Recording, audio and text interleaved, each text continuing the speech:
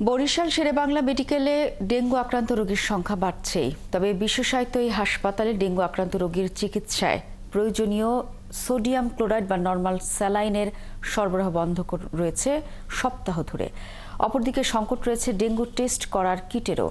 এতে করে রোগীদের বাড়তি টাকা খরচ করতে হচ্ছে। বিধান সরকারের প্রতিবেদন।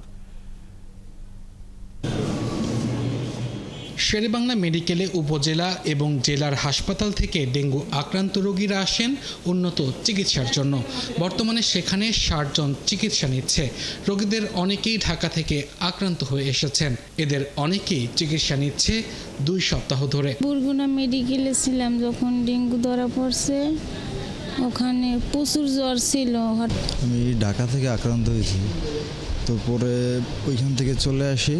২ সপ্তাহ আগে ঢাকায় বেড়াইতে গেছিলাম, তারপর আসার পরে ৫-৭ দিনের পরে আমার জ্বর আসছে।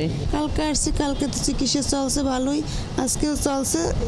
স্বজনরা জানান, রোগী বেশি হওয়ায় ডেঙ্গু চিকিৎসায় ব্যবহার হওয়া স্যালাইন কিনতে হচ্ছে বাইরে থেকে। এছাড়া হাসপাতালে টেস্ট করাতেও লাগছে বেশি সময়। হাসপাতাল থেকে কিছু ওষুধ দেয়, আর ২৫০০ টাকা ওই টেস্ট করতে গেছে, আর বাইরে থেকে স্যালাইন কিনতে হয়েছে। হাসপাতালে সব ধরনের টেস্টই আছে। আমরা যখন টেস্টে যাই তখন ওই ২-৩টে করে, আর তা বাইরে করাও, আর যদিও করাই তা পাইতে অনেক দেরি হয়। হাসপাতালে কর্তব্যরত নার্সরা জানান, কোনো রোগীকে দিনে 2টা স্যালাইন দেওয়া লাগছে, যে কারণে স্যালাইনের সংকট দেখা দিয়েছে। তবে অন্যান্য ওষুধ সরবরাহ স্বাভাবিক রয়েছে। প্যারাসিটামল, ওআরএস আছে, নরমাল স্যালাইন এই মুহূর্তে সাপ্লাই নেই আমাদের। ডেঙ্গু রোগী এখন আছে মোটামুটি পর্যায়ে, গত বছরের তুলনায় কম, কিন্তু আস্তে আস্তে বাড়তেছে। তবে হাসপাতালের সহকারী পরিচালক জানিয়েছেন, রোগী বাড়ার পর স্যালাইন ও পরীক্ষা করার কিটস আনা হয়েছে। এতে ডেঙ্গু রোগীদের চিকিৎসায় খুব একটা বেগ পেতে হবে না। অলরেডি স্যালাইন চলে আসছে, স্যালাইন অ্যাভেলেবেল, রোগীর চাহিদা মতোই আমরা স্যালাইন দিয়ে দিচ্ছি। আজকে অলরেডি স্টক থেকে আমরা বের করাও শুরু করেছি, আর ডেঙ্গু কিটও চলে আসছে।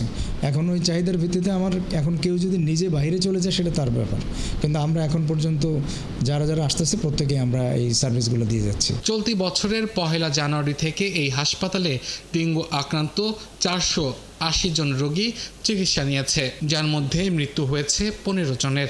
আর এই ১৫ জনের মধ্যে এই মাসের শুরুতেই মারা গেছেন ২ জন। আব্দুল আল মামুন, ৭১।